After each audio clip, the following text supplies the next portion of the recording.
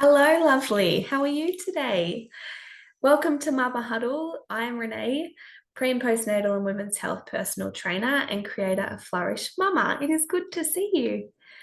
Today, I wanted to have a chat about movement and adding movement to our days as busy mamas and women. And just wondering how that feels for you, how the idea of adding movement feels for you. And if it feels maybe a bit overwhelming, if you've been in a place recently where you've had great frequency around your exercise and things have come up and now you're not sure where to start again, or if you have never exercised, but you're feeling maybe that could support you in your everyday life, mothering, feeling good, moving well. I've recently been away on a camping trip, and before that, I had some more health things happening. So, my consistency around the gym, for example, has not been there for about 3 weeks, which has its own challenges that I work through. But coming back, I really wanted to make sure that I started my routine again. The idea of going back to the gym, not having trained for 3 weeks, felt a little bit overwhelming. So this morning, I literally did a 20-minute workout in amongst the chaos of trying to get the kids to daycare and vacation care and before I got to work. If I tried to go to the gym today, I'm not sure I would have made it because that felt overwhelming. So, my encouragement to you is that life happens and it's okay that it happens. We don't exercise in a vacuum, it is part of our lives. So sometimes our schedules change, sometimes our health changes, sometimes we might not have the mental capacity to feel like adding something to our schedule, and that's okay. What I wanted to encourage you with is that we can start with the smallest possible denominator to try and get that frequency happening. What I mean by that is you could start by walking to the post box or the letterbox. You could start by doing 10 squats a day. You could start by doing 10 push-ups a day. You could start by doing some stretching, or you could even start by just putting on some workout clothes.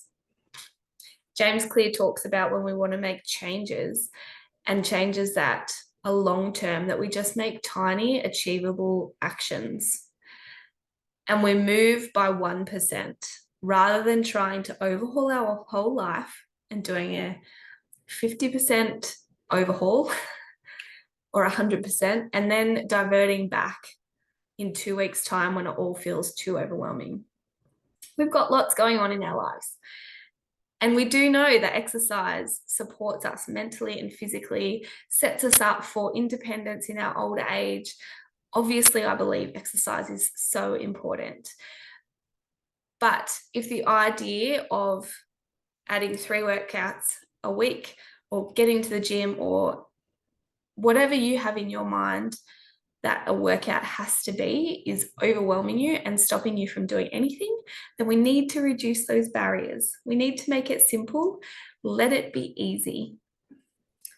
And as I said, there's a few ways that you can do that in the tiniest little ways and just build on those as you go. We also have this narrative that a workout or exercise needs to look a certain way in order for it to be effective or for it to count.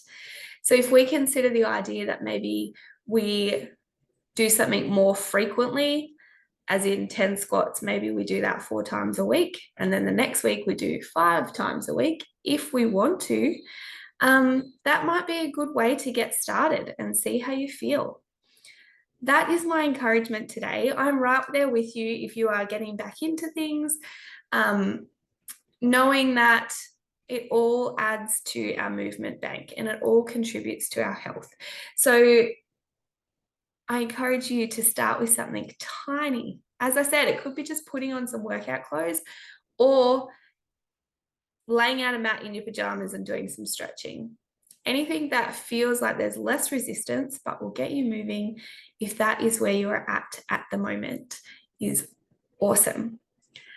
Let me know if you have added something this week, how it has felt, what the simple, tiny thing is that you have added to move you towards where you want to be going with your movement. Have a great week. I will chat to you soon.